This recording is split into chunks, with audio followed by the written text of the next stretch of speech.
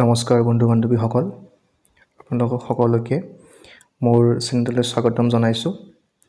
আপোনালোকক সকলোকে ইণ্ডিপেণ্ডেন্স ডেৰ বহুত শুভেচ্ছা জ্ঞাপন কৰিছোঁ।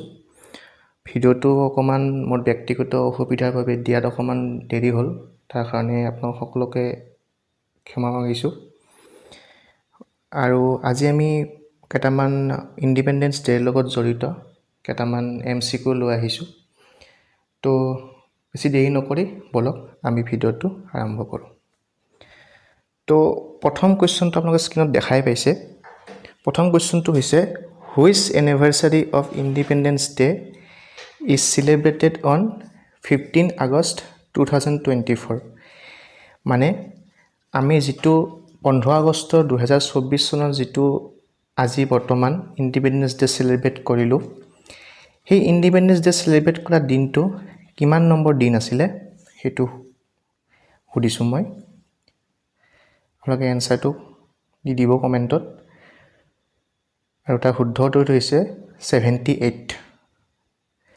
আৰু ইয়াৰ যিটো থিম আছে সেই থিমটো হৈছে ডেভেলপ ইণ্ডিয়া। এইটো মনত ৰাখিব, এইটো ইম্পৰ্টেণ্ট কাৰেণ্ট এফেয়াৰ্ছৰ কাৰণে ইম্পৰ্টেণ্ট কাৰেণ্ট এফেয়াৰ্ছ হয়। ছেকেণ্ড কুৱেশ্যনটো হৈছে হু হোজ the national flag at the red fort of Delhi on Independence Day. তো ইণ্ডিপেণ্ডেন্স ডেৰ দিনাখন ৰেড ফৰ্ট লালকিল্লাত যিটো আমাৰ নেশ্যনেল ফ্লেগ হোষ্টিং কৰা হয়, সেই হোষ্টিং কৰা নেশ্যনেল ফ্লেগখন কোনে হোষ্টিং কৰে সেইটো এনচাৰটো ক'ব লাগে। আৰু তাৰ এনচাৰটো হৈছে প্ৰাইম মিনিষ্টাৰ অৰ্থাৎ নৰেন্দ্ৰ মোদী। 3 নম্বৰ কুৱেশ্যনটো হৈছে which prime minister hold the record of hoisting the flag 17 times from the red Fort on the occasion of Independence Day. এতিয়ালৈকে যিমান প্ৰাইম মিনিষ্টাৰ হৈছে, কোনজন প্ৰাইম মিনিষ্টাৰে আটাইতকৈ বেছি ৰেড ফৰ্টত ফ্লেগ হোষ্টিং কৰিছে? ইয়াৰ এনচাৰটো হৈছে জৱাহৰলাল নেহেৰু। আৰু ছেকেণ্ড হৈছে ইন্দিৰা গান্ধী। 11 বাৰ কৰিছে তেখেতে, ইন্দিৰা গান্ধীয়ে। আৰু জৱাহৰলাল নেহেৰুৱে কৈছে 17 বাৰ। নেক্সট কুৱেশ্যনটো হৈছে who was the British prime minister at the time of independence of India. British prime minister কোন আছিলে যেতিয়া ভাৰতবৰ্ষ স্বাধীন হোৱাৰ সময়ত? ব্ৰিটিছ প্ৰাইম মিনিষ্টাৰ কোন আছিলে? তো ইয়াৰ এনচাৰটো হৈছে ক্লেমেণ্ট এটলি। Clement Attlee. তাৰ নেক্সট কুৱেশ্যনটো হৈছে হু design the present national flag off India.